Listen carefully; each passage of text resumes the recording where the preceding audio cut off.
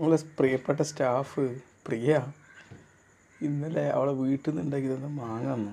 നിങ്ങൾ നോമ്പ് നോക്കുമ്പോൾ ഇതോടെയും കഴിച്ചോളിന്നാണ്. എല്ലാവരും ഭക്ഷണമൊക്കെ കഴിച്ചപ്പോൾ ഞാൻ വിചാരിച്ച് മാങ്ങ തിന്ന പച്ചമാങ്ങ ആണ്. അപ്പം എനിക്ക് തോന്നി എന്തായാലും പച്ചമാങ്ങ എന്ന് പറയുമ്പോൾ വല്ലാത്ത നൊസ്റ്റാൾജിയാണ്. പെട്ടെന്ന് മാങ്ങ കാണുമ്പോൾ പച്ചമാങ്ങ പ്രത്യേകിച്ച് കാണുമ്പം നമ്മുടെ തറവാട്ട് മുറ്റത്ത് വീണ് കിടക്കുന്ന മാങ്ങ പെറുക്കി വരുന്ന വല്യപ്പച്ചിൻ്റെ ഓർമ്മ വരിക. പ്രത്യേകിച്ച് നോമ്പ് കാലത്തൊക്കെ പല നോമ്പ് കാലങ്ങളും മാങ്ങക്കാലത്തിന് സാക്ഷിയായിട്ടുണ്ട്. പഴുത്ത മാങ്ങയിൽ നിന്ന് വ്യത്യസ്തമായിട്ട് പച്ചമാങ്ങയിൽ എന്താ ഉള്ളതെന്ന് അറിയാം.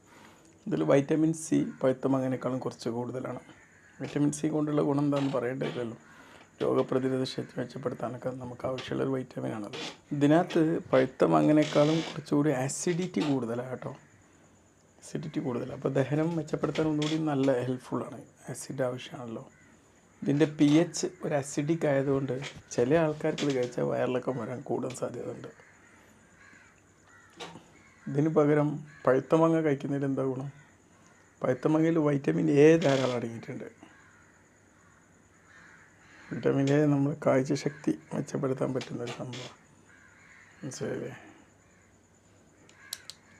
ഇടയ്ക്കൊക്കെ ഒന്ന് സ്റ്റൈലാക്കണമെന്ന് വെച്ചാൽ ഇതുകൂടി വെച്ചാൽ കേട്ടോ. ലിവറിന് കേട്ടോ ശുദ്ധിയാക്കാൻ പറ്റുന്നൊരു സംഭവം കൂടിയാട്ടോ അത്.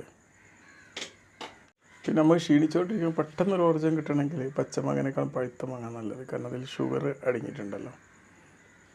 രണ്ട് മാങ്ങയിലും ഫൈബർ ഉണ്ട്, പച്ചമാങ്ങയിലാണ് കൂടുതലുള്ളത്.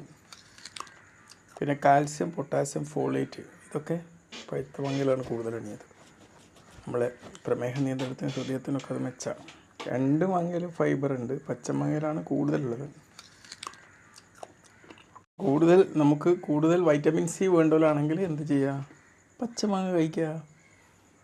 കൂടുതൽ ഒരു എക്സസൈസ് കഴിച്ചിട്ട് ഊർജ്ജമാണ് ആവശ്യമുണ്ടെങ്കിൽ പച്ചമാങ്ങക്ക് പകരം പഴുത്ത മാങ്ങ കഴിക്കുക.